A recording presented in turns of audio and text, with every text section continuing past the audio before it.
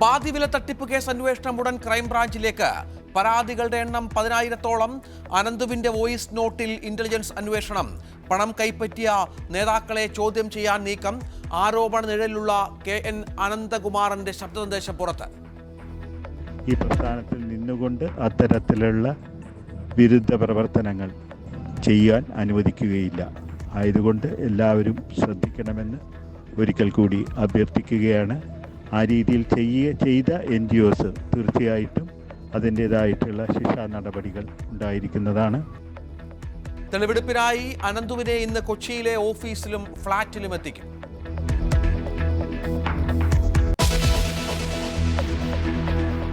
ട്രാൻസ്ജെൻഡറുകളെ പരിഹസിച്ച് PK ഫിറോസ്.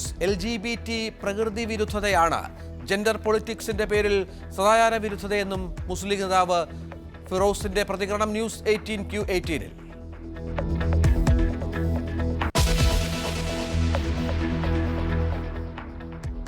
ഡൽഹിയിൽ മുഖ്യമന്ത്രിക്കായി ചർച്ചകൾ തുടരുന്നു. പർവേഷ് സാഹിബ് വർമ്മയ്ക്ക് തന്നെ കൂടുതൽ സാധ്യത. വിജേന്ദർ ഗുപ്തയുടെയും മനോജ് തിവാരിയുടെയും പേരുകളും പരിഗണനയിൽ.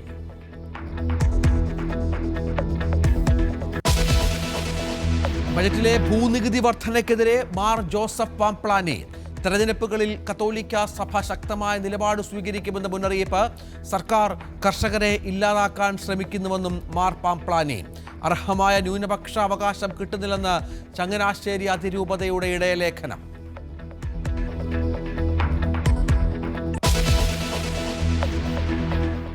CP ജോണിന് സുരക്ഷിത മണ്ഡലം നൽകാൻ കോൺഗ്രസ്. തിരുവനന്തപുരത്ത് മത്സരിപ്പിച്ചേക്കും. സീറ്റിൽ കോൺഗ്രസ് വിട്ടുവീഴ്ച ചെയ്യുന്നത് 2.5 പതിറ്റാണ്ടിന് ശേഷം. MV രാഘവൻ മത്സരിച്ച മണ്ഡലത്തിൽ പോരിനിറങ്ങാൻ ജോണും തയ്യാർ.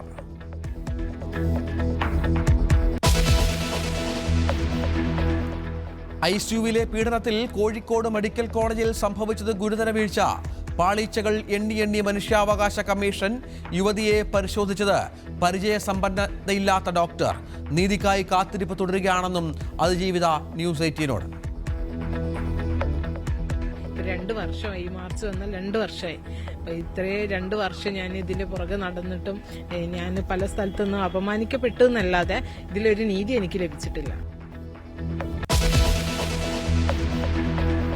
ഇന്ത്യ ഇംഗ്ലണ്ട് 2ാം ഏകദിനം ഇന്ന്. കോഹ്ലി കളിക്കും.